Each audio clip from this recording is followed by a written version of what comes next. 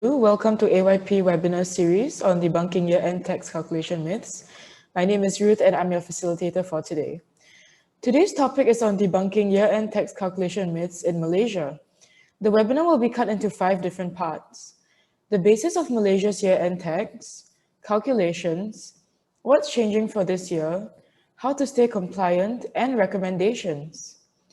Before we move on to today's presentation, I would like to clear up some housekeeping issues quickly.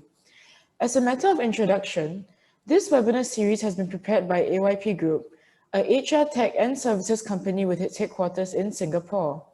We are well positioned with a regional presence that continues to grow in the ASEAN region, particularly across Malaysia, Thailand, Indonesia, Philippines, Vietnam, and Hong Kong. Since this is the last episode of this series, I would also like to take this opportunity to thank our audience and our dedicated team at AYP who have put in the time and effort for this webinar series. Moving on, as a disclaimer, this webinar series is intended to share with our audience some basic knowledge on year-end tax calculations, and of course, to clear up any doubts they may have. It is not intended to convey any professional advice. You may, however, contact AYP Group directly if you are looking for more in-depth information or tailored advice for your needs. As today's focus is on year-end taxes, we will avoid sidetracking into unrelated HR issues. And at the end of the session, we will have a short question and answer. Please use the Q&A feature at any time during the webinar session to ask your questions and to like the questions you want to hear the answers to, so that the most popular ones appear at the top. You do not have to wait until the end of the presentation to ask any questions. Recordings of the webinar will be made available after the session is over, and if anyone is experiencing any technical difficulties during the webinar, please do feel free to drop us a note via the chat function. So without further ado, our presentation for today has been prepared by our Malaysia team.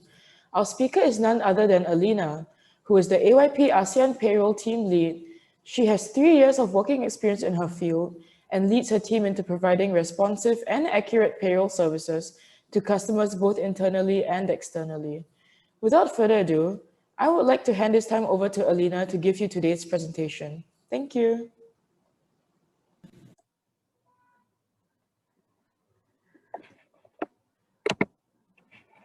Hi everyone, I'm Alina and I will be your presenter for today.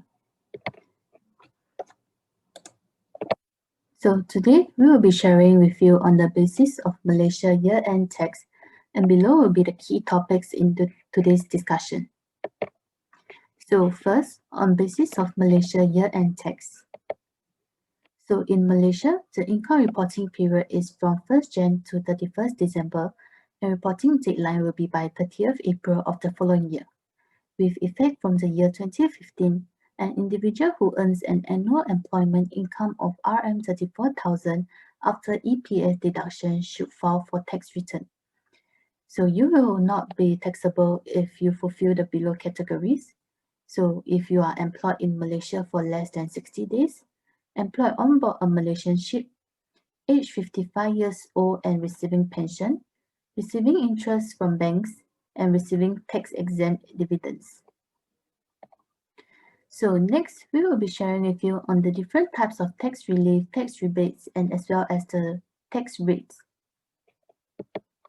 So firstly, what is chargeable income? Chargeable income, also known as taxable income, is your total annual income minus all the tax exemptions and tax reliefs you are entitled to. So as an individual, you will need to know what is considered income by LHDN. Is it just the monthly salary you get from your employer, or does it also include other types of income? So below is a list of examples of types of income which are taxable. So example will be business or profession, employment income, dividends, interest, rent, and pensions. Of course, there are still other types of incomes which will be taxable, and you may refer to the link below, which is from the Inland Revenue website. So fortunately, taxpayers in Malaysia are not taxed on just their total income, as certain portions of their income are tax exempted. For income tax filed in Malaysia, they are entitled to certain tax exemptions that can reduce their overall chargeable income. Tax exemptions either reduce or entirely eliminate your obligation to pay tax. Most taxpayers are entitled to an exemption on their tax return that reduces their tax bill in the same way a deduction does. So some example of tax-exempt allowance are petrol card, petrol allowance, travelling allowance, or toy payment. Do take note that the exemption limit per year is Rm 6,000. Next, it will be the childcare allowance for children up to 12 years of age, and this exemption limit per year will be Rm 2,400. Next will be parking rate or parking allowance, meal allowance, in which this will be restricted to the actual amount expended. So the following are also some tax exemptions which will not be included in the taxpayer's EA form. So first, on leave passage. Leave passage refers to vacation time paid for by your employer and is divided into two categories, local and overseas. You are entitled to tax exemption not exceeding 3 times in a year for leave passage within Malaysia and 1 leave passage outside Malaysia not exceeding Rm 3,000. Next, medical and dental benefit. Medical benefits provided by your employer is exempted from tax, and starting from year of assessment 2008, tax filed in 2009, it has been expanded to include maternity expenses and traditional medicine. Third, gratitude paid out of public funds. So gratitude paid out of public funds on retirement from employment under any written law are tax exempted. Compensation for loss of employment.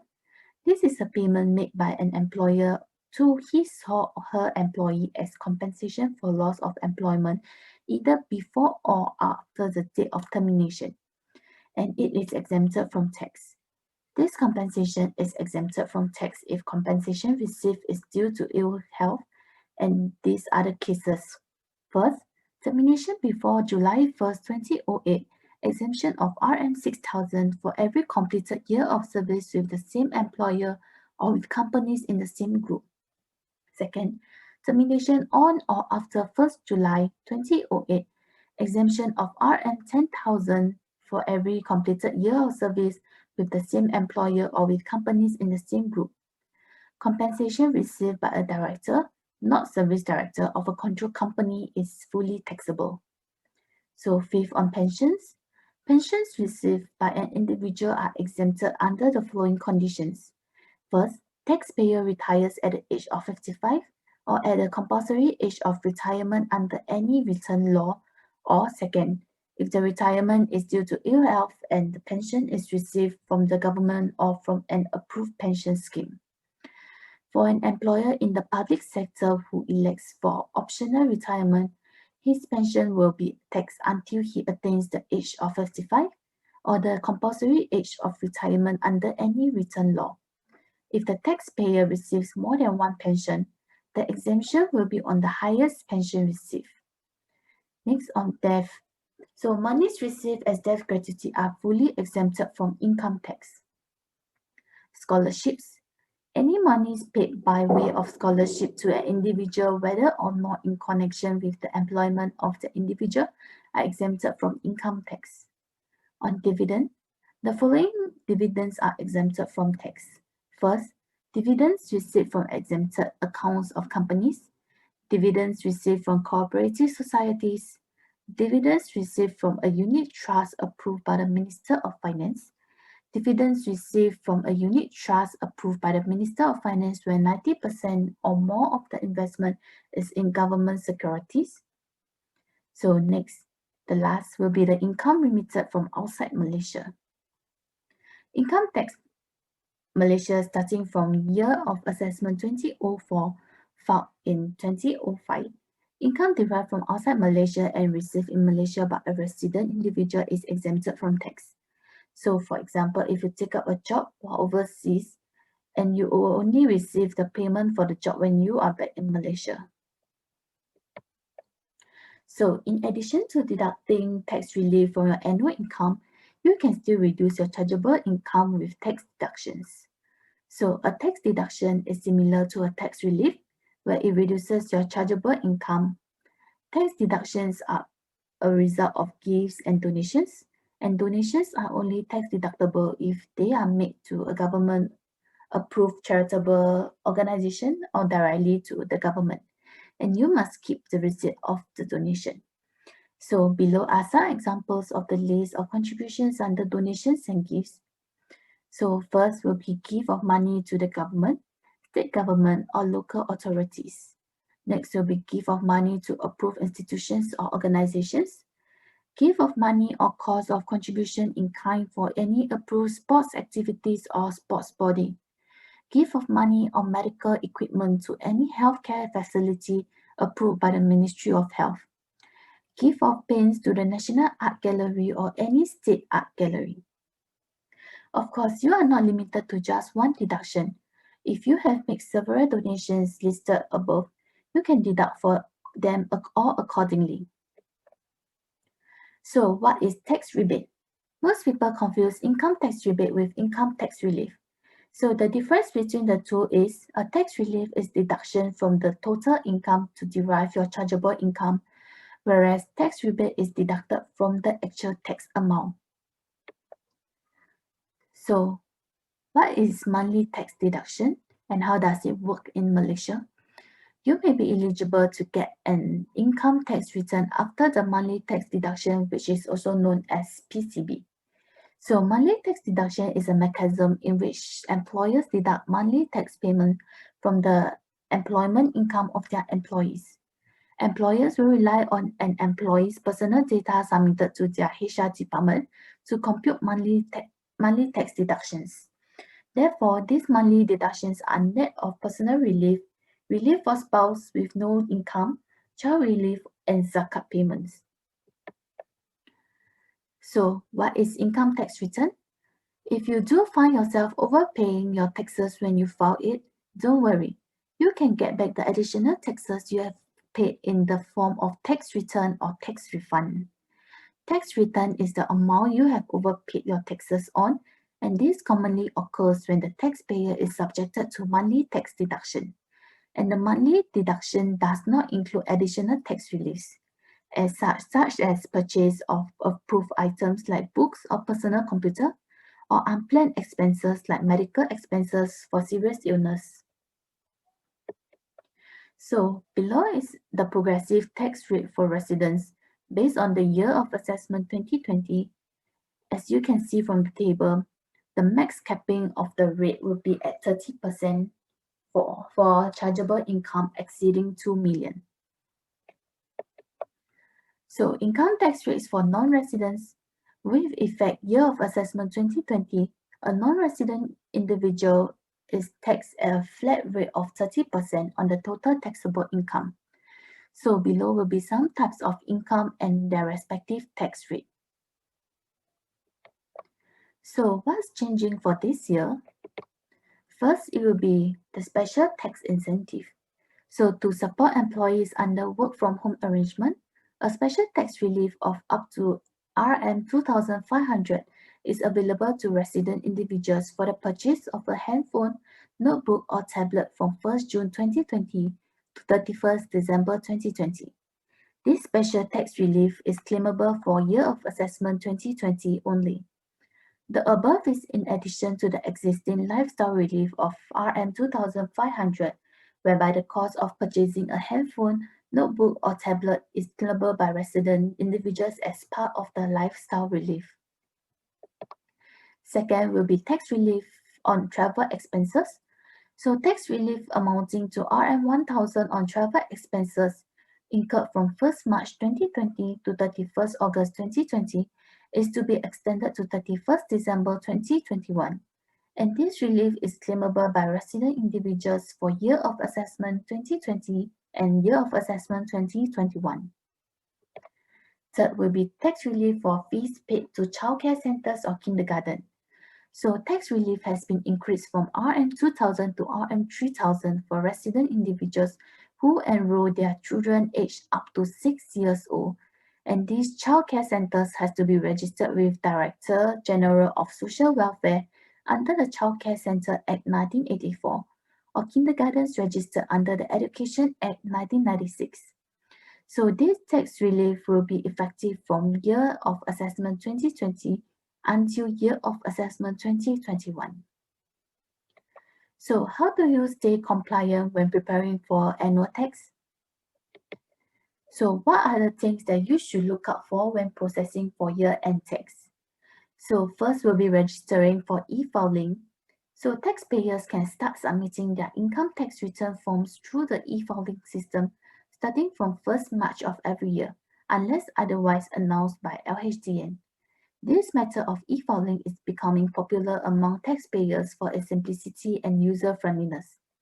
Filing your tax through e-filing also gives you more time to file your taxes as opposed to the traditional method of filing where the deadline is usually on April 30th. Second, ensuring the accuracy of all personal details and income reported. Third will be to file in your tax reliefs, tax rebates, and tax exemptions. And the most important of all will be to look out for the deadline for submission. So what are the tax offences and penalties? So example will be misreporting how much you earn.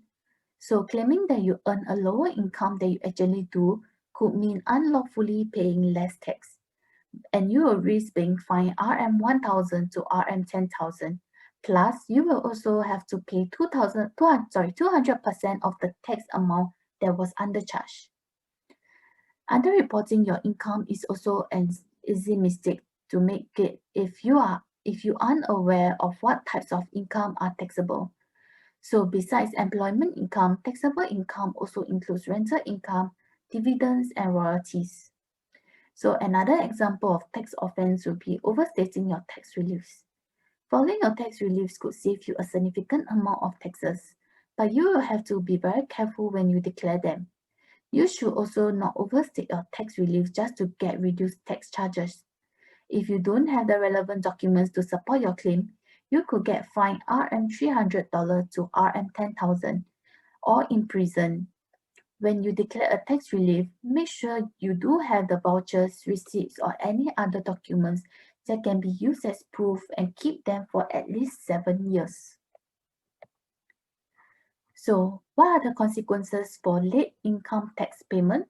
So, if you failed to make full payment after 30 April following the year of assessment, you will be charged a late payment penalty of 10% on the balance of tax not paid. So, if the tax and penalty imposed is not paid within 60 days from the date of the penalty is imposed, a further penalty of 5% will be imposed on the amount still owing. So what are the responsibilities for taxpayers? Other than truthfully declaring your income and reliefs and submitting your tax files before the deadline, taxpayers are also responsible for record keeping. Taxpayers are required to keep the following documents for 7 years from the end of the year in which the income tax return form is being filed. This is extremely important as LHDN has the right to request for any supporting document for taxes paid previously. So if you are filing for reliefs, make sure you keep your documents. So failure to produce the supporting documents during a tax audit can result in tax penalty of RM300 to RM10,000 or in prison or both. So what are some suggestions and recommendations? So first, you can outsource to a professional payroll management partner or ask a consultant. Second, we'll be considering to get an on-cloud SaaS HR and payroll system to help you manage your payroll as well as your year-end tax. So some advantages of outsourcing to a payroll vendor. First will be cost savings. Second, save space and cost of working facilities. Third, ensuring uninterrupted work. Fourth, time saving and quality assurance. Fifth, compliance. So what are the advantages to subscribing to HRMS? So it will actually help the company to reduce paperwork, central storage and provide a bird's eye view, updated with legislation's change, ready-made tax form for filing, and also the options to automate payouts, calculate taxes, and enroll in benefits. So below are actually some key findings and trends For the top payroll-related challenges or risks identified by respondents with globally employees or expatriates.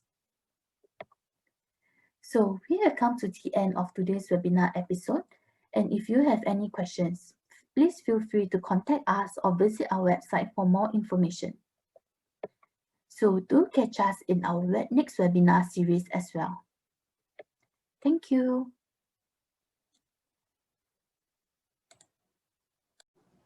Thank you for your informative presentation, Alina. I'm sure we all have learned something valuable. Now we will move on to the question and answer segment of the webinar. We had a few questions come in during the presentation, which we have yet to answer, and you may also continue to send your questions in as we go along. Therefore, for the next part of this session, we will be both taking and answering questions. As you may note, we have already answered some questions asked during the presentation in our attempt to answer as many questions as possible. But we have kept some general questions that we thought our audience may benefit from learning the answers to. So thank you for your presentation again, Alina. Our first question would be, other than e-filing, can we still file our taxes manually in Malaysia? Yes, you can still file your income tax manually in Malaysia. And also the documents that you will need will be a copy of your latest salary slips and salary payment, which is the EA or EC form, a copy of your identification or international passport or any relevant documentation, and also a copy of your marriage cert if you plan to apply for joint tax assessment together with your spouse. Okay, so how does this procedure differ from doing e-filing? So for manual filing, which is the traditional way of income tax filing, you will have to print out the income tax form and also fill it in manually. Whereas for e-filing, income tax form calculates your income tax for you automatically.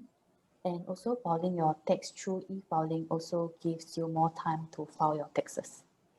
Okay, and moving on, what tax exemptions or deductions are foreigners entitled to? So for foreigners who are actually tax residents, they are also eligible for the same tax relief and deductions enjoyed by the Malaysian citizens as well. Okay, so our next question will be, who will not be taxed in Malaysia?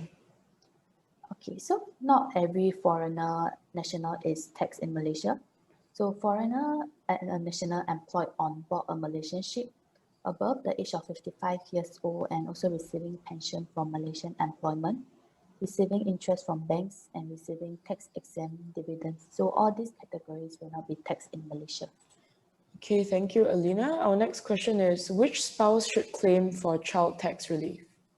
So for spouses who have opted for separate assessment, it is advisable for the parent with the higher income to claim the child relief in order to minimize their tax liability. So spouses living together cannot claim 50% each if the husband and the wife are separated and both spending on the child's maintenance, then they can claim 50% each. Okay, and another attendee wants to know, is salary earned from working abroad also taxed in Malaysia? Okay, so for the salary earned from working abroad will not be taxable unless the income received is in respect of duties incidental to the exercise of employment in Malaysia.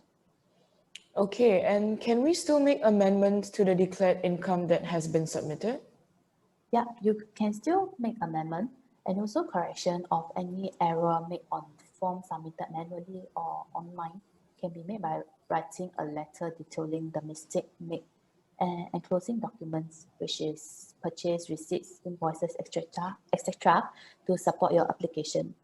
And also the letter and supporting document must be submitted to the branch that handles your tax file as well. Okay, and are foreigners subjected to income tax when they work in Malaysia? So for expatriates working in Malaysia for more than 60 days but less than 182 days are considered non-tax residents, and also they are subjected to a tax rate of 30%. Okay, and what are the various ways to submit taxes? So you can actually submit the taxes through e-filing or through manual submission at the IRB office. Okay, so let's say someone wants to know, I am earning 25,000 annually, so should they submit their tax as well? No, because you don't have to submit your taxes if you are earning less than 34,000 RM after all the EPF deductions. Okay, and how do I verify the monthly tax deductions made by employers? Okay, so you can actually go to the online tax calculator on LHDN website to check on the calculation of your taxes to ensure if your employer is making the correct contributions. Okay, so as an employer, how do they submit Form E? Okay, so for every employer as well as every company, regardless of whether they have employees or not, they must submit Form E to LHDN. And also failure to do so will result in LHDN taking action against the company's directors. Employers are also liable to a fine of not less than RM200 and not more than RM20,000, or to imprison for a term not exceeding 6 months or both. Also, Form E must be submitted by 31st March of the following year, and with a 1-month grace period for online submission. So for companies, Form E submission can only be done online via e-filing, and non-companies still have the option to submit via postal or hand delivery in addition to the online filing. Okay, which benefits in kind are tax exempt? Okay, so some of the benefits in kind are shared in the PowerPoint. So benefits in kinds are benefits provided by or on behalf of your employer that cannot be converted into money. So these benefits are normally part of your taxable income, except for tax exempted benefits which will not be part of your taxable income. So example will be dental benefit, group insurance premium to cover workers in the event of an accident, and also obligation insurance premiums for foreigner workers, and leave passage in Malaysia not more than 3 times or overseas not more than once a year with a limit of RM3,000. And also for leave passage, it will only be exempted if it is provided to employee and immediate family only. Okay, and if we have been paid more tax than what was supposed to be paid, how will this be refunded? If you have pay your income tax payment in excess via the monthly tax deductions, so the excess amount will actually be reimbursed to you via the bank account details that you have provided. Or for those who do not provide bank accounts, you will be reimbursed via checks or the new tax refund voucher system, which will be implemented in stages. Okay, so for those who are paying their income tax in installments, how do they go about doing this? Okay, so if you are finding yourself struggling to fork out the full tax payable amount and you are not able to meet the payment deadline of 30th April of the year of assessment, you can apply for payment of the balance of the tax in installment. So to apply for installment, you need to forward a letter of appeal to the collection unit of the LHDN branch where your physical income tax file is maintained. And this letter must be received by the collection unit before April 30th of the year of assessment. Okay, and how do you appeal for late payment penalty? So if you do not agree with the late payment penalty imposed to you, you can actually forward an appeal in writing to the relevant branch for the attention of the collection unit within 30 days from the date of the notice of increased assessment being issued. And also the penalty imposed has to be settled notwithstanding any appeal made. And if the appeal is successful, LHDN will actually refund the relevant amount to you. Okay, so with that, I think that's all the time we had. For those questions we have not yet answered, please rest assured because we will categorize the questions and follow them up with an email later on. And with this, we have come to the end of this session and this webinar series. We are thankful for this opportunity to share our knowledge with you and hope that you have gained some insights. We are also very humbled to see repeated audiences who have accompanied us throughout this journey. We have a final upcoming webinar for this year happening on the 10th of December at 4 p.m. If you work in payroll, finance, or HR and management, this one's for you. In this webinar, we have 2 special guest speakers. These speakers are general managers and operations directors respectively, so they can discuss all things HR related with you. Registration opens on Monday, 30th November, and is limited to 100 attendees. So do sign up quickly at justtalent.com/webinars. As always, please feel free to contact us if you have any questions or if you would like to know any more about our software at our email, which is sales@justtalent.com. Thank you and have a good day ahead.